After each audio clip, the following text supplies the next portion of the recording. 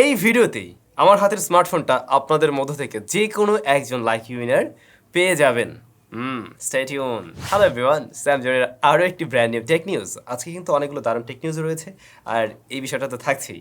তো কেমন আছেন আপনারা? ঝটপট কমেন্ট করে জানিয়ে ফেলেন। পাশাপাশি এটাও জানাতে পারেন আপনার মোবাইলের সাথে যে চার্জারটি ব্যবহার করছেন সেটা আসলে কত ওয়াটের। শুরুতেই টেকনো বাংলাদেশে কিন্তু একটার পরে একটা দারুণ সব ডিভাইস লঞ্চ করে যাচ্ছে। রিসেন্টলি টেকনো কি লঞ্চ করলো? Techno Pova series for the first time, techno Pova 4। আমরা দেখলাম ফোনটা বেশ ভালোই, মোটামুটি একটা এগ্রেসিভ প্রাইসিংয়ে তারা রাখা ট্রাই করছিল। তো টেকনোর ফ্যান্টম নামে আর একটা সিরিজ আছে, নিশ্চয়ই আপনারা জানেন। গোপন সূত্র থেকে আমি এটাও জেনেছিলাম টেকনো ফ্যান্টম সিরিজের আপকামিং স্মার্টফোন বাংলাদেশে গুটি গুটি পায়ে আসলেও আসতে পারে। টেকনো ফ্যান্টম X2 স্মার্টফোনটি ডিসেম্বরের 7 তারিখে গ্লোবালি লঞ্চ হচ্ছে। এখন এই গ্লোবালের সাথে সাথে বাংলাদেশে হয় কিনা সেটাই দেখার পালা। স্মার্টফোনটিতে মিডিয়াটেক ডাইমেনসিটি 9000 SoC থাকবে।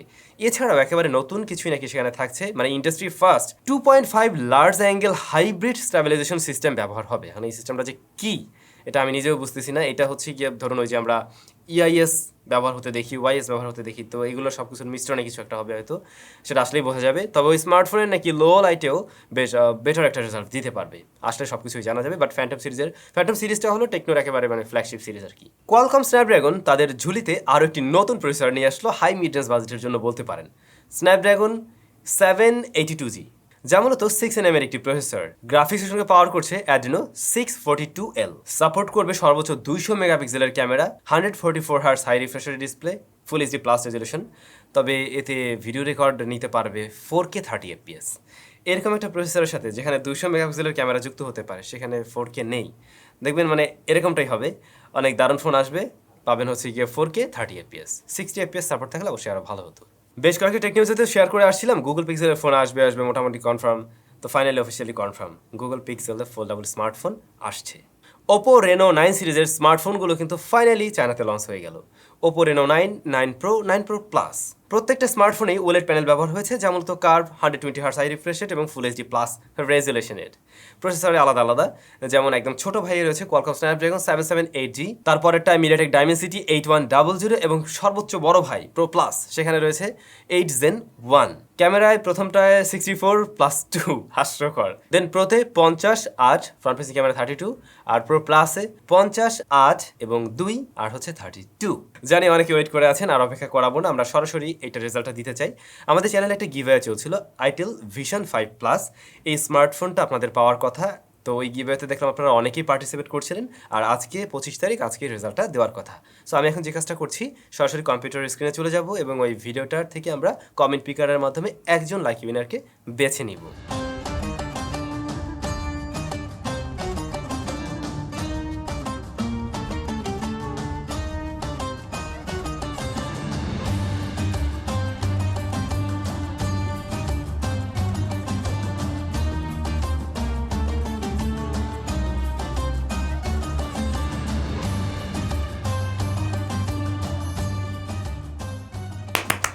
অনেক অনেক অভিনন্দন। ফাইনালি আপনি উইনার হয়ে গেলেন, এবং স্মার্টফোনটা আপনার ঠিকানায় আমরা খুব দ্রুত পৌঁছে দিতে চাই। তার আগে আপনাকে ভেরিফাই করা হবে, দেন আপনার ঠিকানা আমরা নিব অবশ্যই, আর তারপরে আপনার ঠিকানায় এই গিফটটি পাঠিয়ে দেওয়া হবে, স্মার্টফোনটি পাঠিয়ে দেওয়া হবে। আর এর আগেও কিন্তু কয়েকটা গিভের রেজাল্ট দেওয়া হয়েছে, যাদের মধ্যে থেকে অনেকেই এখনও গিফটগুলো পাননি।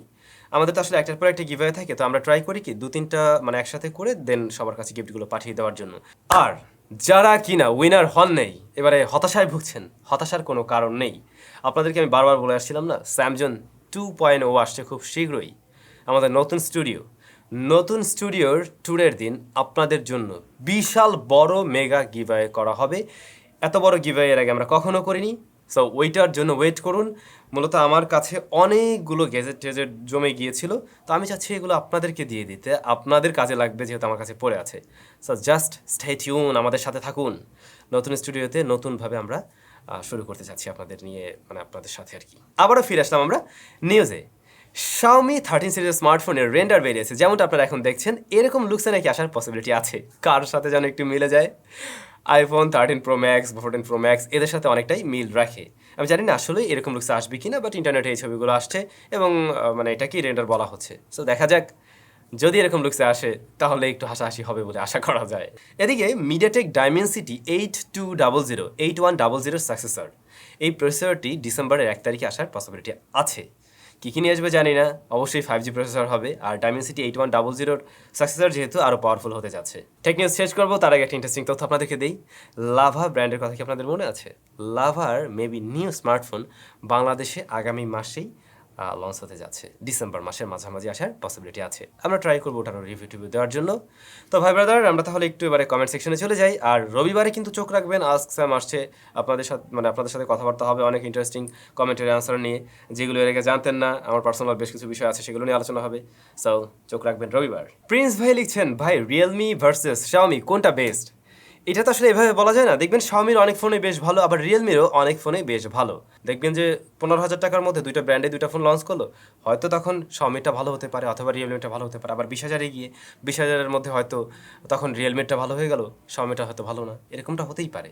মিজান ব্লগ, DT8 আলট্রা কেমন হবে জানাবেন।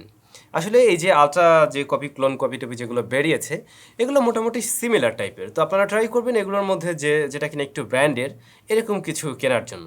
আমরা এরকম ব্র্যান্ডের একটা ঘড়ি নিয়ে কাজ করছি, আশা করছি কাল পরশুর মধ্যে আপনারা ভিডিও পেয়ে যাবেন, যেটার সাথে আবার 6 মাসের ওয়ারেন্টিও রয়েছে।